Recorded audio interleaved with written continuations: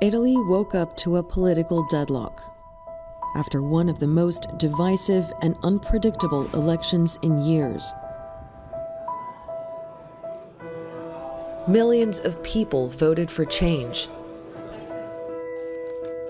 against traditional parties, making way for the new. But Italy's power shift began last year in small towns across the country.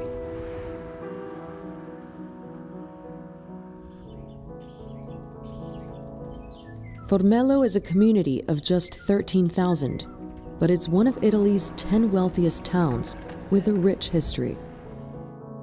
It's the final stop on the ancient pilgrimage route, the Via Francigena.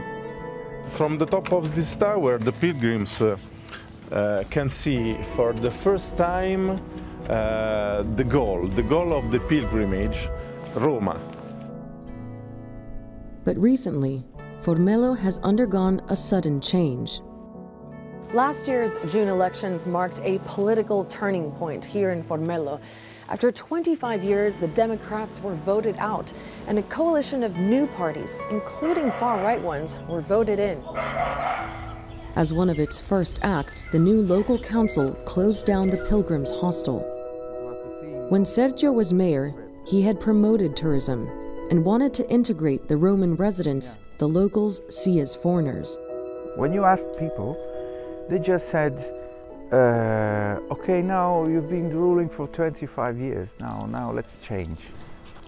The majority of the inhabitants come from Rome, and there's a mix between people who born here, who have always been living here, and who feel themselves the owners of the memory and of the tradition, and other people who came from 30 to years ago to 2 months ago. Since June, one of the claims of the new administration was, let's retake back our city. Ciao. Come stai? A posto. So that guy has been saying something funny. What did he say? Because he said, wasn't it better when you were here? Oh, those fascists. Because there's also a saying, it's a joke, no? Right-winged people are fascist and left people are communist. Yeah. Of course, it's not like that. But it's an example on how in Italy things get extreme. The far-right party La Lega is now a dominant political force in Formello and growing in popularity across Italy.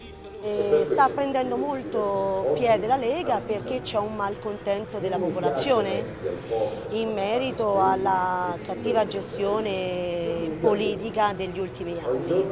Sicuramente un perno è l'esodo non controllato di tutti questi clandestini dove non è ben gestito, che ha portato malcontento alla popolazione.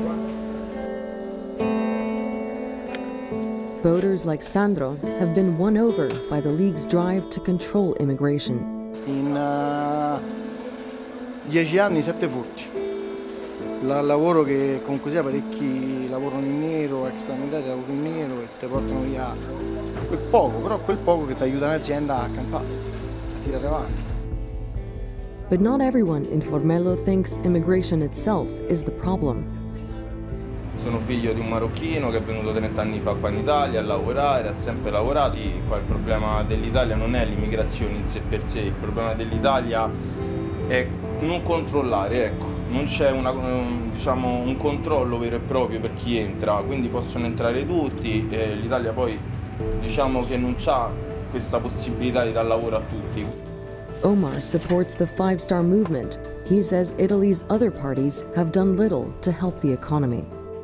Ecco, io ho famiglia, una figlia, lavoro, però diciamo la direzione è quella, non si va dalla parte giusta né per i giovani né per gli anziani, non c'è un fondo pensionistico vero e proprio, rischio che non andrò mai in pensione.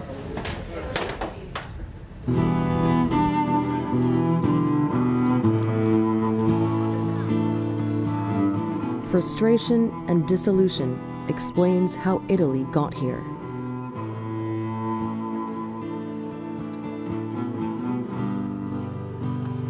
A depressed economy and immigration were seen as the biggest threats to Italy's way of life. Whatever shape the next government takes, Italy's new leaders are faced with a colossal task: to deliver the change the country has longed for. Sandra Gathman, The Newsmakers, Rome.